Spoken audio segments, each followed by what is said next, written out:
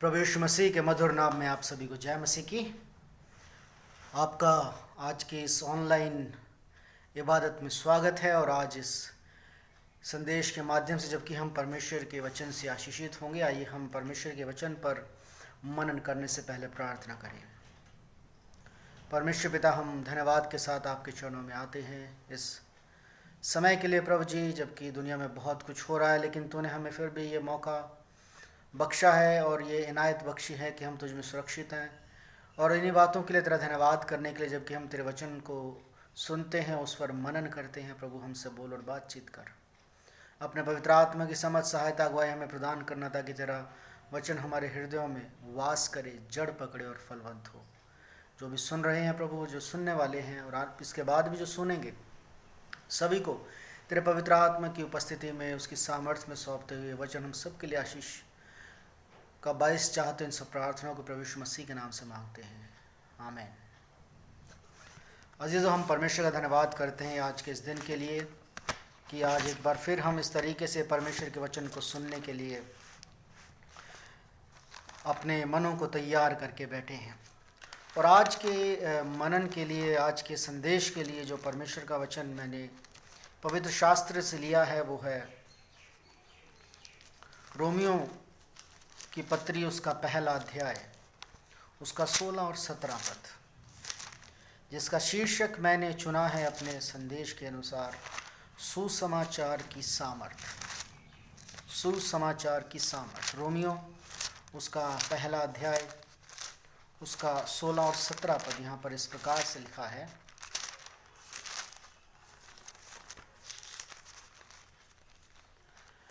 क्योंकि मैं सुसमाचार से नहीं लजाता, इसलिए कि वो हर एक विश्वास करने वाले के लिए, पहले तो यहूदी फिर यूनानी के लिए उद्धार के निमित्त परमेश्वर की सामर्थ है। क्योंकि उसमें परमेश्वर की धार्मिकता विश्वास से और विश्वास के लिए प्रकट होती है, जैसा लिखा है, विश्वास से धर्मी जन जीवित रहेगा। तो अजीजों, यहाँ पर हम रोमियो की इस पत्री में पौलुस को परमेश्वर के वचन में सुसमाचार की सामर्थ के बारे में बताते हुए पाते हैं। और अगर हम रोमियो के पहले अध्याय को पढ़ते हैं तो रोमियो में पौलुस जो है वो अभिवादन करते हुए सुसमाचार के बारे में लिखता है, बताता है। पहले अध्याय के पहले पद में वो इस प्रकार से कहता है, पौलुस की ओर से जो यीशु मसीह का दास है और प्रेरित होने के लिए बुलाया गया है, परमेश्वर के सुसमाचार के लिए अलग किया गया है, जिसकी उसने पहले से अपने भविष्यवक्ताओं के द्वारा पवित्र शास्त्र में अपने पुत्र हमारे प्रभु यीशु मसीह के विषय में प्रतिज्ञा की थी। वो शरीर के भाव से दाऊद के वंश से उत्पन्न हुआ।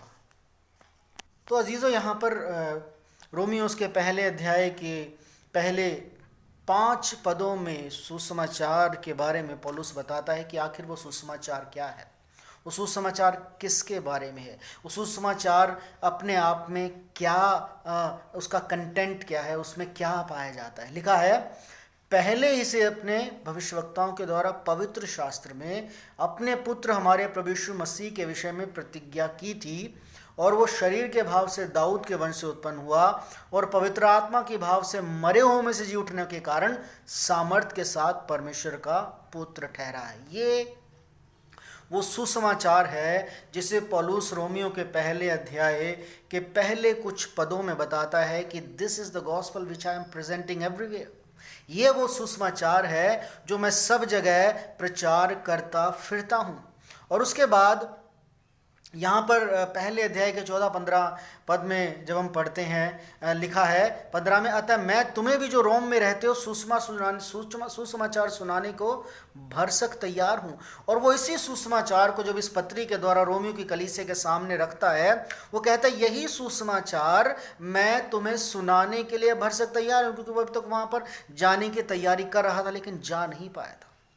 तो जैसे आज जो हम परमेश्वर के वचन पर मनन करेंगे, और कलीसिया के लिए ये जानना और हर एक विश्वासी के लिए जांचना बहुत ज़रूरी है कि जो सुसमाचार में, जिस सुसमाचार पर मैं विश्वास करता हूँ, जो सुसमाचार मेरे जीवन का आधार है, क्या वो सुसमाचार की सामर्थ्य मेरे जीवन में कार्य करती है कि नहीं। क्या वो सुसमाचार मेरे जीवन में सामर्थ्य के साथ कार्यरत है कि नहीं। हम बहुत सारी बातों पर मनन करते हुए इन चीज़ों पर गौर करेंगे। जब मैं इन सब बातों पर, विशेषकर इस भाग पर मनन कर रहा था, तो मैं दो प्रकार के मसीहियों के बारे में सोच रहा था। हालांकि हो सकता है कि बहुत सारे कैटेगरी बन सकती हैं, श्रेणियां बन सकती हैं, लेकिन मैं दो तरीके के लोगों के बारे में सोच रहा था। पहली श्रेणी में वो लोग आते हैं जो गॉस्पेल को अपने जीवन में रखे हुए विश्वासी, है ना। आपको वो दृष्टांत याद होगा, जब एक स्वामी किसी काम से बाहर गया तो उसने अपने दासों को तोड़े दिए, एक को 5, एक को 3, एक को 2, और 5 वाले ने लगा दिए, 3 वाले ने लगा दिए, लेकिन 2 वाले ने रख के छोड़ दिए। उसके साथ क्या हुआ हमें सबको पता है। तो पहली श्रेणी में वो लोग, वो विश्वासी आते हैं जो विश्वास को, जो सुसमाचार को रख कर कहीं ना कहीं अपने जीवन को जीते रहते हैं। उनके जीवन में सुसमाचार की सामर्थ्य होती नहीं, क्योंकि उन्होंने सुसमाचार ग्रहण किया और कहीं दबाकर रख दिया, छोड़ दिया। वो होता है बिना सामर्थ्य का सुसमाचार, जो उनके जीवनों में कहीं भी प्रभावी नहीं होता। और दूसरी श्रेणी में जो लोग आते हैं वो है लिविंग गॉस्पेल पीपल, जो वो लोग जो गॉस्पेल को जीते हैं, दे लिव द गॉस्पेल, जो उस गॉस्पेल को जो परमेश्वर ने हमें दिया है, जो सुसमाचार हमें दिया है, उसको अपने जीवन में जीते हैं, इस्तेमाल करते हैं, प्रयोग करते हैं। अजीजों, तो आज हम जब इस मनन के अंत में, इस सुसमाचार के सामर्थ्य के संदेश के अंत में जब हम पहुँचेंगे और जब हम मनन करके हटेंगे, तो हमें अपने आप को जांचना होगा कि हम किस श्रेणी के विश्वासी हैं।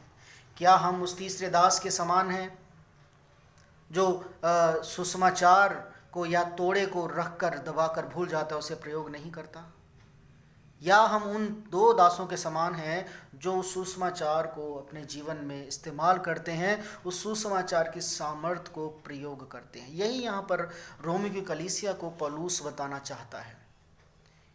इसलिए यहाँ पर पहले अध्याय रोमियो की पत्री के 16 और 17 पद में यहाँ पर लिखा गया है, लिखा, क्योंकि मैं सुसमाचार से नहीं लजाता।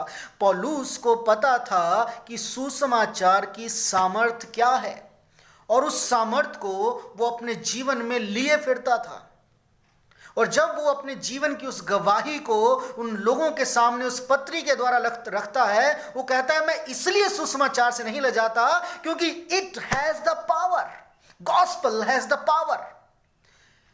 और 16वें पद में लिखता है, क्योंकि मैं सुसमाचार से नहीं लजाता, इसलिए कि हर एक विश्वास करने वाले के लिए, पहले तो यहूदी फिर यूनानी के लिए, उद्धार के निमित्त परमेश्वर की सामर्थ्य है।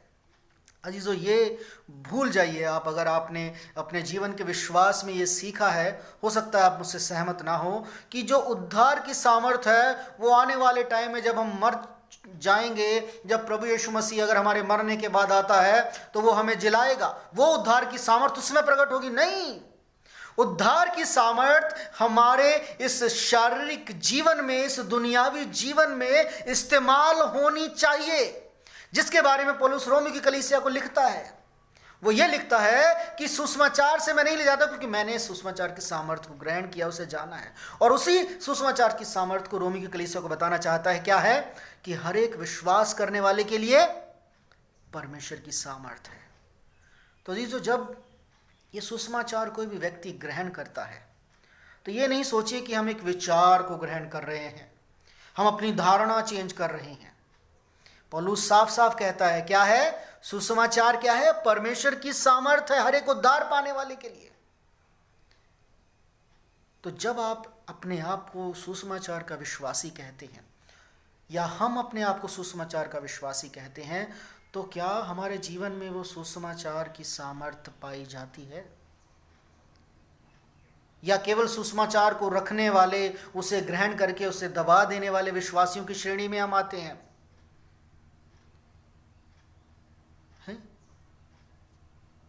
याकूब में लिखा है, याकूब की पत्री में कहता है कि तुम मुझे अपना विश्वास बिना काम के दिखाओ तो सही।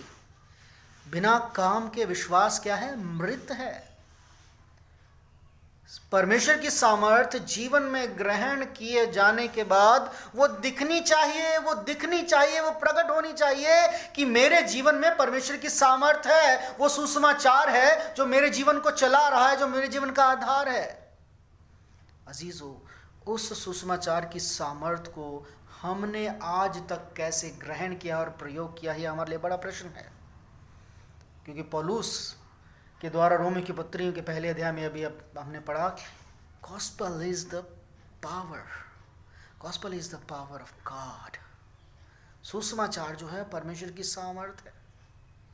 उसके बाद 7वें पद में लिखा है, क्योंकि उसमें परमेश्वर की धार्मिकता विश्वास से और विश्वास के लिए प्रकट होती है। किसमें? उस सुसमाचार में परमेश्वर की धार्मिकता हर एक विश्वासी के लिए विश्वास से प्रकट होती है और विश्वास से प्रकट होती है। अब यहां पर समझने की आवश्यकता है, लिखा है क्योंकि उसमें, किसमें? जब हम परमेश्वर की सामर्थ को सुसमाचार के द्वारा ग्रहण करते हैं तो धार्मिकता हमारे विश्वास से प्रकट होनी चाहिए। मतलब हमारा रिलेशनशिप जो परमेश्वर के साथ सही हो गया है वो दुनिया में कैसे दिखाई दे रहा है, वो हमारी कलीसिया में कैसे दिखाई दे रहा है, हमारे परिवार में कैसे दिखाई दे रहा है कि मेरा मेल मिलाप परमेश्वर से हो गया है, परमेश्वर ने मुझे धर्मी ठहरा दिया है। तो विश्वास से वो कहां प्रकट हो रहा है? वो जीवन, धार्मिकता क्या है? प्रकट होती है विश्वास से और विश्वास के लिए प्रकट होती है। जैसा लिखा है, विश्वास से धर्मी जन जीवित रहेगा। अजीजों, हमें अपने जीवन में बड़ी समझदारी से इन सब चीज़ों को जांचने की ज़रूरत है कि जिस विश्वास की सामर्थ, जिस सुसमाचार के सामर्थ के बारे में यहाँ पर पौलुस बता रहा है, वो हमारे जीवन में दिखाई देती है कि नहीं दिखाई देती। यहाँ पर जिस विश्वास के बारे में पौलुस बात करता है, हम उन कुछ विश्वास की बातों को देखेंगे। पहली बात तो यहाँ पर जो जिस विश्वास की बात पौलुस करता है वो है पुराने नियम के विश्वासियों के साथ, संत विश्वासियों से वो विश्वास जो है हम नए नियम के लोगों में हमें प्राप्त होता है। अगर हम इब्रानियों उसके 11 अध्याय में पढ़ते हैं तो वहाँ विश्वासियों के उदाहरण है, विश्वासी से ऐसा हुआ, विश्वासी से ये हुआ, विश्वासी से ऐसा हुआ। पुराने नियम के बहुत सारे विश्वासी लोगों का उदाहरण है। उन लोगों ने उस विश्वास को, उस सुसमाचार की सामर्थ्य को ग्रहण किया और उनके जीवन में वो विश्वास की, सुसमाचार की सामर्थ्य प्रकट हुई, दिखाई दी, जिसका उदाहरण हम इब्रानियों 11 में पाते हैं, जो हमारे सामने एक उदाहरण के रूप में, एक आदर्श के रूप में रखा गया है कि विश्वास से उनके जीवन में ऐसा हुआ। विश्वास और सुसमाचार की सामर्थ्य ने उनके जीवन में इतना बड़ा कार्य किया, इतना बड़ा चमत्कार किया।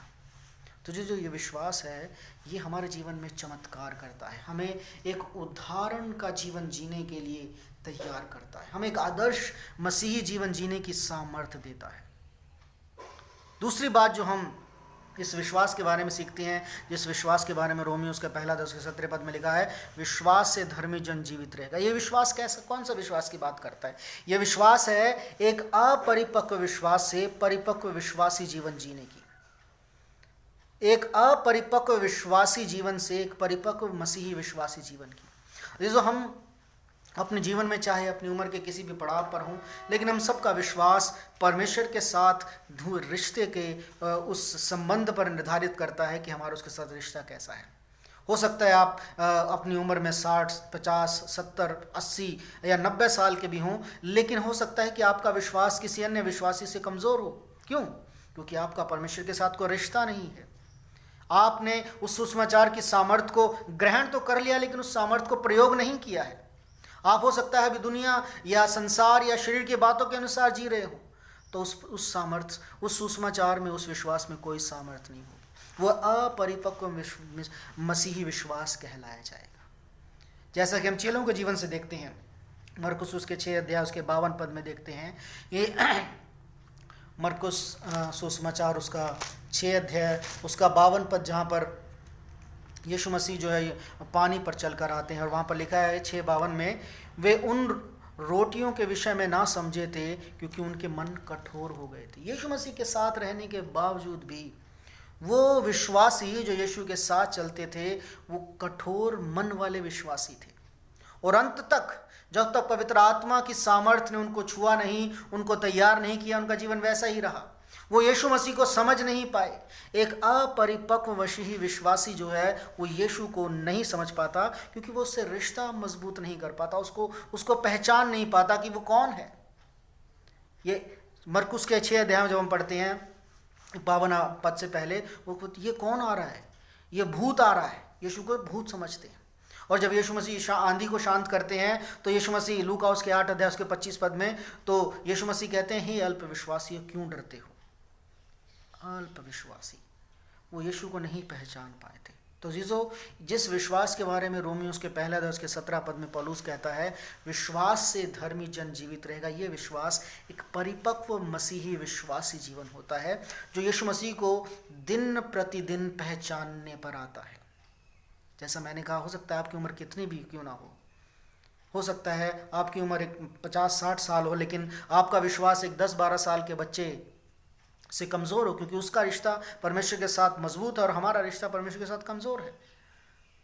हमारा विश्वास हमें जीवन नहीं दे पा रहा है क्योंकि हमारा रिश्ता परमेश्वर से कमज़ोर है। हमने परमेश्वर को नहीं पहचाना, चाहे हम कितनी हमारी उम्र में हम कितने बड़े क्यों ना हो। हमारा मसीही विश्वासी, परिपक्व मसीही विश्वासी जीवन हमारी उम्र पर निर्धारित नहीं करता, बल्कि हमारे मसीह के साथ रिश्ते पर निर्धारित करता है कि हमने उसे कितनी गहराई से, कितने गौर से, कितनी सीरियसनेस से, कितनी गंभीरता से उसे पहचाना है।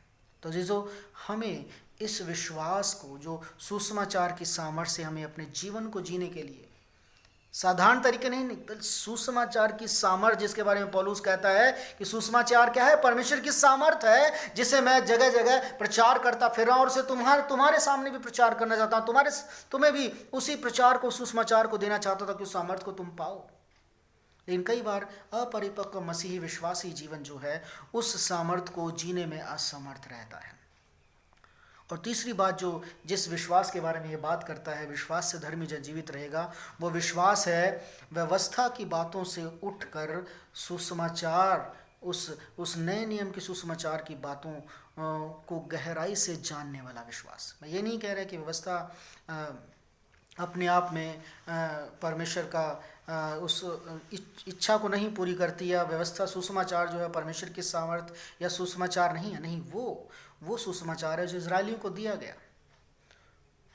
लेकिन ये नए नियम का सुसमाचार है जो नए विश्वासियों को प्रभु यीशु मसीह के उस सुसमाचार को ग्रहण करने के द्वारा उस विश्वास से प्राप्त होता है। तो ये जो विश्वास, जिस विश्वास की बात, जिस धर्मी जन के जीवन की बात कर रहा है, वो है व्यवस्था की बातों से परे उठकर, उससे ऊपर उठकर, उनको दबाकर नहीं, उनको झुठलाकर नहीं, बल्कि उनको जानकर, उनको पहचान कर, यीशु मसीह के उस नए सुसमाचार को, उस नए नियम के सुसमाचार को पहचान कर अपने जीवन को सामर्थ्य के साथ जीना ही विश्वासी जन का धर्मी होकर धार्मिकता के साथ जीवन जीना कहलाता है। तो ये 3 चीज़ें हम अपने जीवन में जाने कि विश्वास से धर्मी जन उस विश्वास से जीवित रहता है जो परमेश्वर की सामर्थ्य को प्रकट करता है। तो अजीजों, आज जबकि हम संसार में बहुत सारी चीज़ें पाते हैं, बहुत सारी शिक्षाएं पाते हैं, लेकिन अजीजों, हम हमेशा ये याद रखें, बिना सामर्थ्य का जीवन, चाहे सुसमाचार उसमें कितना ही भरा क्यों ना हो, लेकिन उसमें सामर्थ्य ना हो, वो अल्प विश्वासी या अविश्वासी कहलाता है। सुसमाचार में हम पाते हैं जब चेलों के साथ बहुत सारी घटनाएं होती रहती थी, यीशु मसीह अक्सर उनको कहा करते थे, हे अल्प विश्वासियों, हे अविश्वासियों, मैं कब तक तुम्हें सहता रहूँगा, कब तक तुम अपने विश्वास में मजबूत नहीं बनोगे, कब तक तुम उस सुसमाचार को जो तुम्हारे सामने जी रहा है, तुम्हारे साथ चल फिर रहा है, तुम उसको पहचान कर उस सामर्थ्य को अपने जीवन में ग्रहण नहीं करोगे। तुम कब तक उस तीसरे दास के समान उस सुसमाचार को तुमने पकड़ा तो हुआ, लेकिन उसे इस्तेमाल नहीं करे, उसकी सामर्थ्य को इस्तेमाल नहीं करे, उसको तुमने दबा के रखा हुआ है। तो जीजो, आज हम में से हर एक विश्वासी को अपने जीवन को जांचना है। पुरानी कलीसियाओं को, जो पुराने नियम में पाई जाती हैं, पुराने विश्वासियों को देखना है कि कैसे जब वो सुसमाचार को प्राप्त करते थे, तो पौलुस की ये जो बातें हैं, और पहला रोमियो उसका 1 अध्याय उसका 16-17 पद, हम हर एक कलीसिया में पाते हैं कि कैसे वो सुसमाचार सामर्थ्य के द्वारा कार्य करता था हर एक विश्वासी के जीवन में, हर एक मसीही घराने में, हर एक कलीसिया में।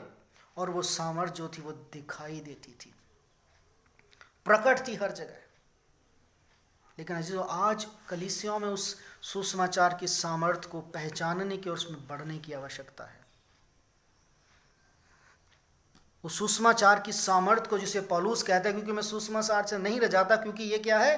परमेश्वर की सामर्थ्य है। यदि आज हम कहते हैं कि हम सुसमाचार को जानते हैं, जैसे रोमियो की पत्री उसके पहले अध्याय उसके 2, 3, 4 पद में पौलुस कहता है कि यीशु मसीह परमेश्वर का पुत्र ठहरा। अगर आज हमारा विश्वास है कि यीशु मसीह परमेश्वर का पुत्र है और यही सुसमाचार है जिस पर मैं विश्वास करता हूं, जिस पर मेरा घराना, जिस पर मेरी कलीसिया विश्वास करती है, तो उस सुसमाचार की सामर्थ्य कहां है? हमारे जीवनों में कहां है? हमारे घरानों में, हमारी कलीसियों में कहां है? अजीजों, हमें इस बात को गहराई से जांचने की जरूरत है। उस सुसमाचार की सामर्थ्य को अपने जीवन में से प्रकट करने की जरूरत है।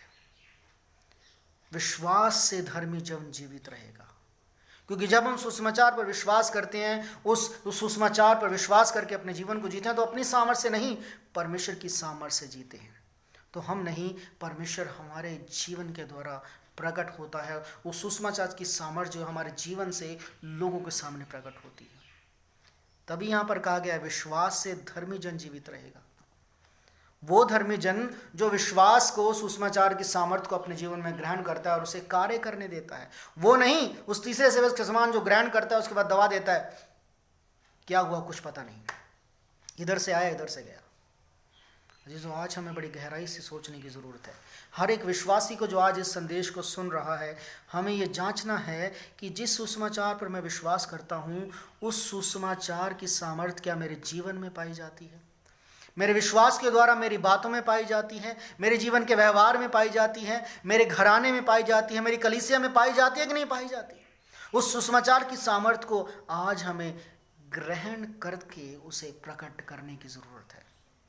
हम जी तो रहे हैं, लेकिन हो सकता है हम शारीरिक सामर्थ्य से जी, हो सकता है हम दुनियावी सामर्थ्य से जो हमारे पास पैसा है, हमारे पास ये चीज़ें हैं, लेकिन जिस विश्वास से धर्मी जन जीवित रहता है वो सुसमाचार की सामर्थ्य होती है।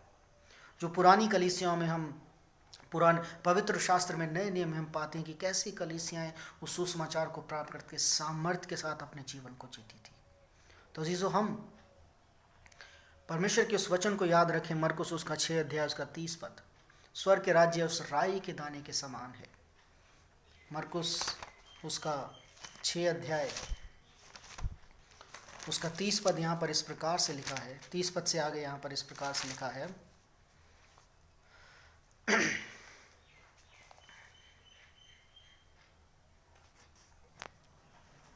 सॉरी, मरकुस 6:30 नहीं, मरकुस 4:30 में ये लिखा है। मरकुस 4:30 से आगे हम पढ़ते हैं, फिर उसने कहा, हम परमेश्वर के राज्य की उपमा किससे दें और किस दृष्टांत में उसका वर्णन करें?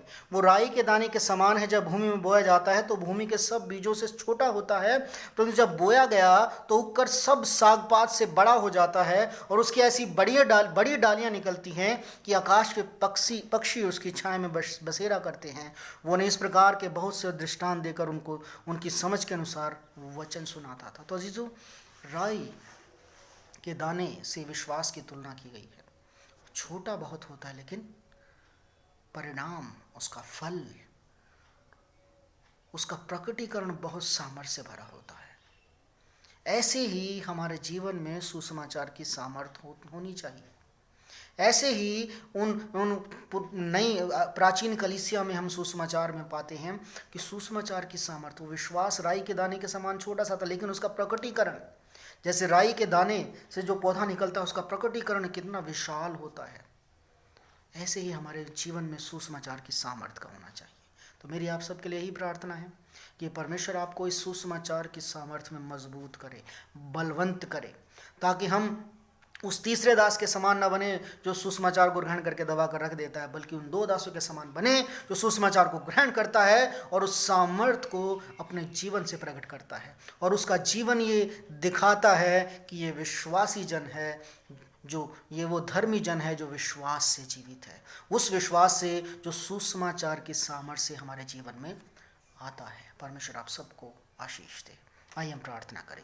परमेश्वर पिता, हम बड़े दीनता से अपने जीवन को तेरे चरणों में सौंपते हैं और प्रार्थना चाहते हैं प्रभु कि अपने सुसमाचार की सामर्थ्य को हमारे जीवन में उस राय के दाने के समान इस प्रकार से फलवंत और विशाल का वृक्ष बना, ताकि उसका प्रकटीकरण हमारे जीवन, हमारे व्यवहार से, हमारे कामों से, हमारे घराने, हमारी कलीसिया से हो, और उस सुसमाचार की सामर्थ्य को लोग देखकर ये जाने कि सचमुच ये वो धर्मी जन है जो जीवते परमेश्वर को जानने वाले हैं और इनका विश्वास सामर्थ्य से भरा है। परमेश्वर हम सबको उसी सामर्थ्य में बढ़ा, प्रभु यीशु मसीह के नाम से मांगते हैं, आमीन। परमेश्वर आप सबको आशीष दे।